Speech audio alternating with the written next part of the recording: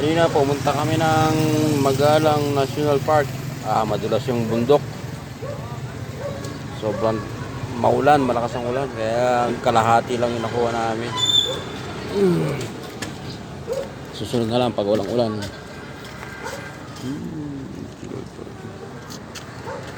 Kaya ng ating sasakyan, motor. Sira ngayon. Malengke tayo guys. Gawa ng mga pabalat.